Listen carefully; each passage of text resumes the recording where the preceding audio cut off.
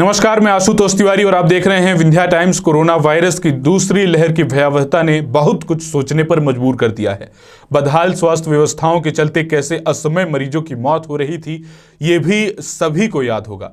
लेकिन corona virus की दूसरी लहर की भयावहता का असर यह हुआ है कि आज हम पहले से ही तैयारियों में जुट गए हैं। सरकारों के लिए भी ये एक सबक जैसा था। आज देश के केरल राज्य में बढ़ रहे कोरोना के मामलों ने एक बार फिर से चुनौती बढ़ा दी है। वहीं कोरोना को लेकर अमेरिकी स्टडी में हुए खुलासे ने लोगों को हैरत में डाल दिया है, जिसमें यह दावा किया जा रहा है कि वैक्सीन लगवा चुके लोगों में भी संक्रमण फैलने का खतरा बना रहेगा। इसमें कोरोना वायरस के डेल्टा वेरिएंट को लेकर भी जिक्र किया गया है। आगे ये स्पेशल रिपोर्ट देखिए। कोरोना वायरस के डेल्टा वेरिएंट को लेकर परेशान करने वाली खबर सामने आई है। अमेरिकी स्टडी में खुलासा हुआ है कि कोरोना का यह वेरिएंट चिकन पॉक्स की तरह लोगों में तेजी से फैल सकता है।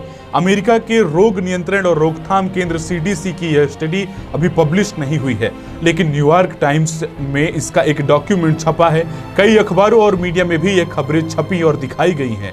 कोरोना वायरस की दूसरी वेरिएंट की तुलना में डेल्टा ज्यादा संक्रामक है।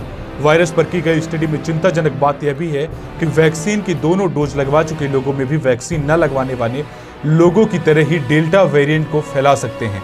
CDC के डायरेक्टर डॉक्टर रोशेल पी वॉलेस्की ने बताया है कि वैक्सीनेशन करा चुके लोगों की नाक और गले में उतना ही वायरस होता है जितना कि टीकाकरण न कराने वाले लोगों में होता है, जिससे यह आसानी से फैल सकता है और इसका खतरा भी बढ़ जाता है। इस डॉक्यूमेंट में बताया गया है कि वैक्सीन की दोनों डोज लगवा चुके लोग सुरक्षित हैं। वैक्सीन गंभीर रूप से बीमार होने से 90% तक बचाती है, लेकिन इससे वायरस के संक्रमण और ट्रांसमिशन से में बचाव कम होता है। यही वजह है कि वैक्सीनेशन के बाद भी लोग कोरोना के डेल्टा वेरिएंट से संक्रमित हुए हैं।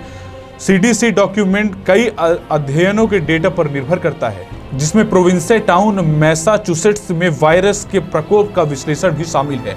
डायरेक्टर ने कहा है कि वायरस को रोकने के लिए कुछ तरीके हैं जिस पर सभी को ध्यान देना होगा, जैसे कि मास्क पहनने की सख्त जरूरत अभी भी है। स्कूल में स्टूडेंट्स, स्टाफ और विजिटर्स को भी मास्क पहनना चाहिए। CDC ने 24 जुलाई तक जो आंकड़े जुटाए हैं वह हैरान करने वाले हैं, जिसमें वैक्सीनेशन करा चुके 162 मिलियन अमेरिकियों में हर हफ्ते करीब 35,000 सिम्प्टोमेटिक इन्फेक्शन मिले हैं। वहीं देश में कोविड मैनेजमेंट के लिए दुनिया में तारीफ पाने वाले राज्य केरल में संक्रमण की डरावनी रफ्तार ने लोगों को हैरत में डाल दिया है। केरल में लगातार चौथे दिन 20,000 से ज्यादा नए केस सामने आ रहे हैं। भारत में इन सब के बीच तीसरी लहर की आहट को तेजी से महसूस किया जा सकता है, लेकिन इसके बावजूद अच्छी बात यह है कि आधिकारिक दावा यह किया जा रहा है कि 8 राज्यों ने दूसरी लहर में 1.5 करोड़ से अधिक टीके लगवाए हैं। वहीं 70% से अधिक एंटीबॉडी बनी है।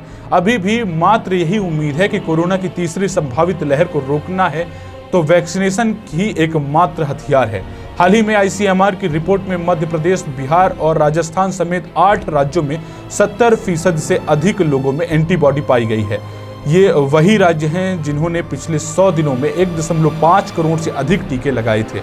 21 राज्यों में की गई इस स्टडी को सीरो सर्वे का नाम दिया जा रहा है। कोरोना 1 और कोरोना 2 की परिस्थितियों को हमने बाखूबी देखा है कि कैसे एक लंबे समय तक कोरोना से मुकम्मल लड़ाई के बाद कोरोना 2 पर काबू पाया गया था।